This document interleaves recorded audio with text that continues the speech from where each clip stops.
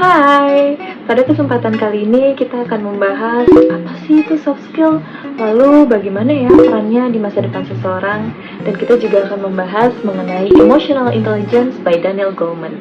Berikut anggota kelompok kami. Yang pertama namanya Atira Reski Maharani. Nah, kalau yang ini namanya Caswito. Yang ketiga namanya Fabian Damaviria. Lalu yang ini namanya Ladiva Yulitasari. Dan yang terakhir dengan aku sendiri, Sania Utami Himawan. Apa itu soft skill? Soft skill adalah kemampuan pribadi yang melibatkan beberapa aspek seperti kemampuan interpersonal, komunikasi, dan keterampilan sosial.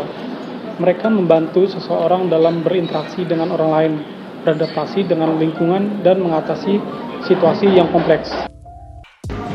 Peran soft skill dalam masa depan seseorang sangat penting karena dapat membantu beradaptasi dan bekerja sama dalam tim.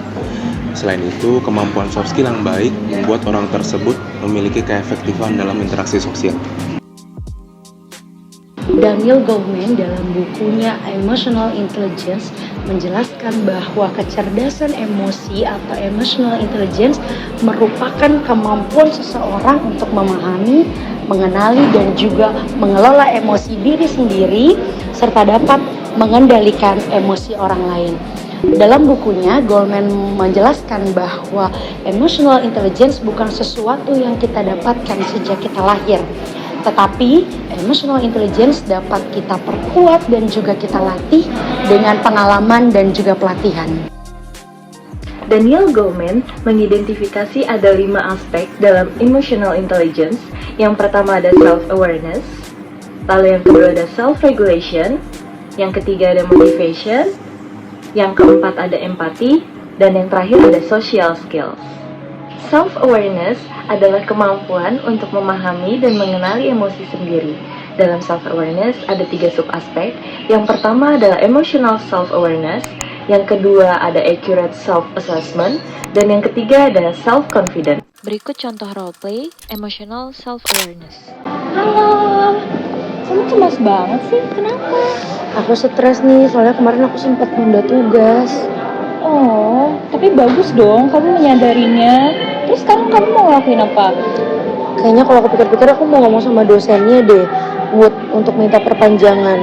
Lebih baik minta bantuan kan daripada aku stres terus. Iya benar, itu solusi yang baik sih. Semoga berhasil ya. Makasih San. Sama-sama.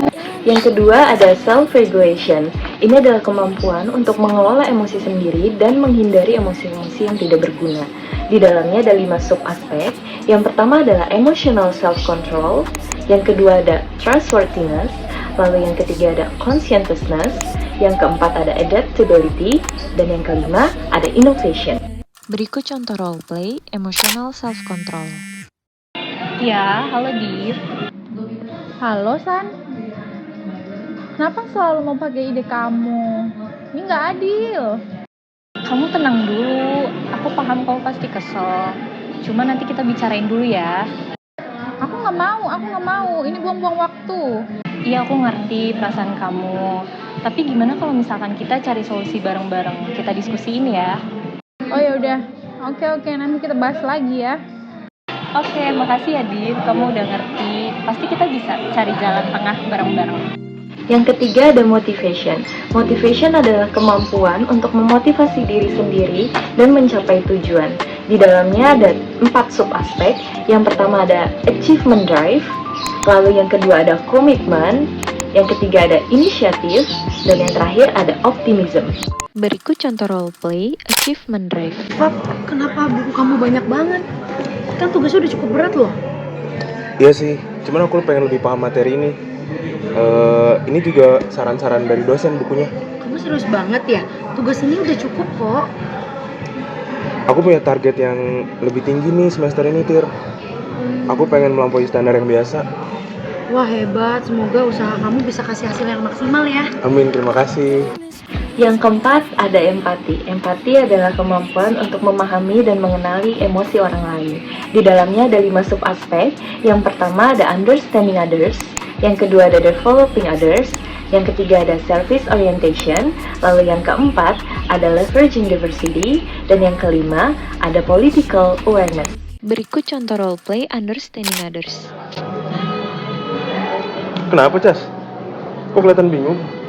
Ya nih, aku kesulitan ngerjain bagian ini dan aku takut nggak selesai tepat waktu.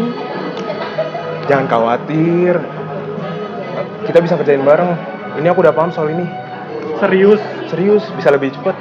Wah, terima kasih banget ya. Aku bener-bener butuh bantuan kamu.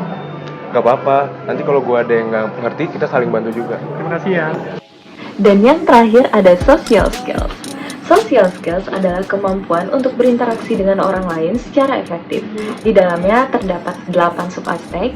Yang pertama ada influence, lalu yang kedua ada communication, yang ketiga ada conflict management, yang keempat ada leadership, yang kelima ada change catalyst, lalu yang keenam ada building bonds, yang ketujuh ada collaboration and cooperation, dan yang kedelapan ada teamwork capabilities. Berikut contoh roleplay communication. Oke teman-teman, aku mau pastiin kalian paham tugas kalian masing-masing. San, kamu bagian risetnya ada yang kurang jelas? Aku sebenarnya agak bingung sih nyari sumbernya dari mana ya.